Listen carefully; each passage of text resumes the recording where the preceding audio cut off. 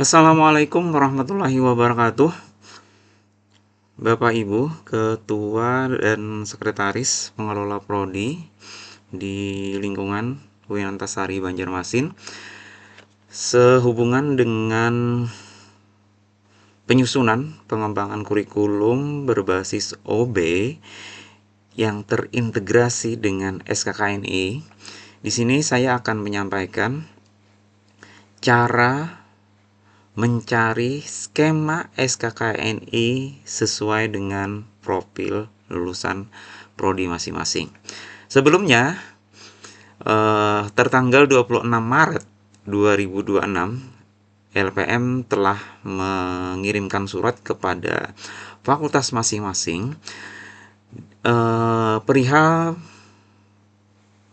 minta usulan skema kompetensi yang akan diintegrasikan ke dalam masing-masing prodi di lingkungan fakultasnya masing-masing. Saya perlihatkan suratnya, dan surat ini diminta oleh LSP dengan melalui LPM, karena LSP yang berwenang untuk menyusun skema SKKNI, dan skema SKKNI inilah yang nanti akan diintegrasikan ke dalam kurikulum prodi. Semoga sesuai dengan isi surat ini, LPM akan menerima usulan ini paling lambat tanggal 10 April.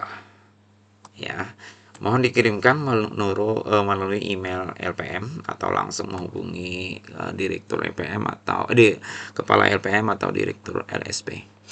Baik Bapak Ibu, nah terkait dengan hal ini ada kemungkinan, semoga juga semua prodi sudah mengetahui bagaimana cara menentukan atau mencari skema SKKNI yang terdapat di dalam SKKNI kemnaker.go.id.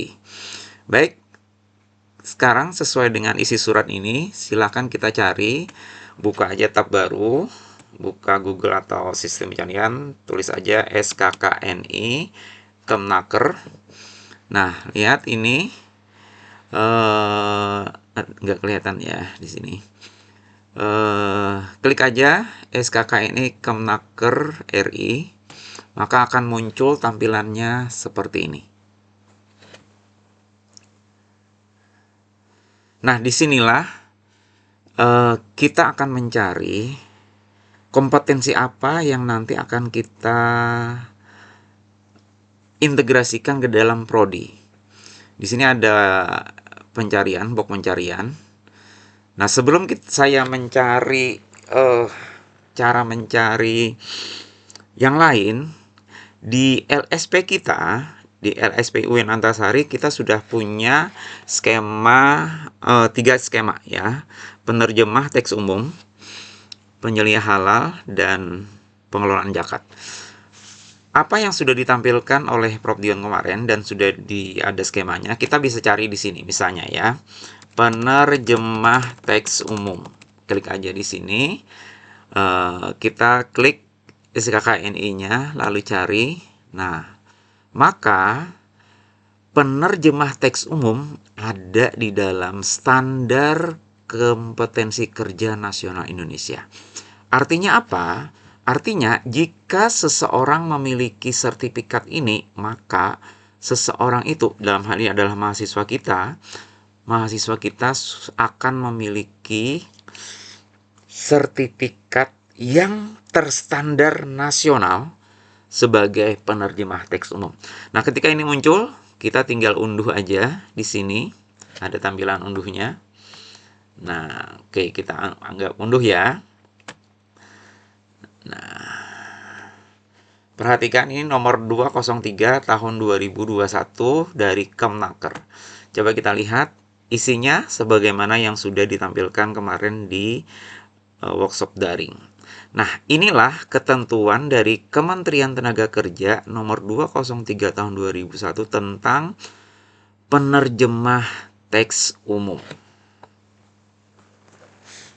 Oke, tampilannya seperti ini. Coba lihat di sini lampirannya. Nah, ini yang membuat skemanya, ceritanya. Ini tidak sepintas aja, kita tidak harus tahu juga itu. Nah, disinilah daftar unit kompetensi. Artinya apa? Artinya ada 12 bahan ajar yang harus diikuti oleh mahasiswa kita jika dia akan mendapatkan sertifikat penerjemah umum. Dan ini yang dimaui oleh LPM, ini nanti akan dimasukkan ke dalam kurikulum prodi. Ya, ada kemungkinan ini akan dimasukkan ke dalam bahan ajar translation atau terjemah, translation di pendidikan tadris bahasa Inggris, terjemah di pendidikan bahasa Arab. Nah, ini salah satu contoh. Oke, kembali ke sini kita ya. Ke SKK ini. Nah, kembali ke halaman utama. Itu tadi hanya ada 3 skema SKKNI. Terus prodi yang lain bagaimana? Nah, berdasarkan surat tanggal 26 itulah kami menginginkan semua prodi minimal mengusulkan 2 SKKNI. Nah, SKKNI apa? SKKNI itu adalah kompetisi yang diharapkan sesuai dengan profil lulusan. Apa itu? Nah, tentu saja prodi yang lebih tahu. Cara mencarinya, klik aja di sini. Ya, misalnya di sini saya ingin mencari misalnya penyuluh anti korupsi. Oke. Nah, saya coba lihat kita cari di sini. Oke, sebentar.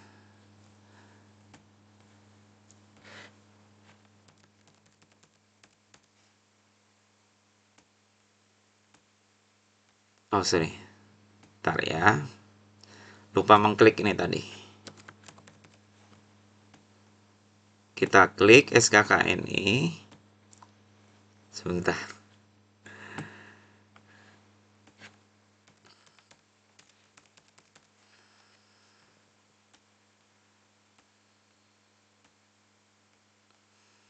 Nah, ini ada penyuluh anti korupsi. Oke. Nah, kita lihat di sini. Anggaplah prodi kita ingin agar mahasiswa kita bisa menjadi seorang penyuluh anti korupsi. Kenapa ini saya contohkan? Karena beberapa minggu yang lalu kami mengikuti Zoom dari Kemenak bahwa penyuluh anti korupsi ini bisa dimasukkan ke dalam materi mata kuliah Pancasila. Kita lihat skemanya, isinya apa saja. Setelah kita unduh di sini, nanti akan muncul seperti ini. Nah, Keputusan Menteri Ketenagakerjaan nomor 442 tahun 2005 tentang standar kompetensi kerja bidang penyuluh anti korupsi. Oke.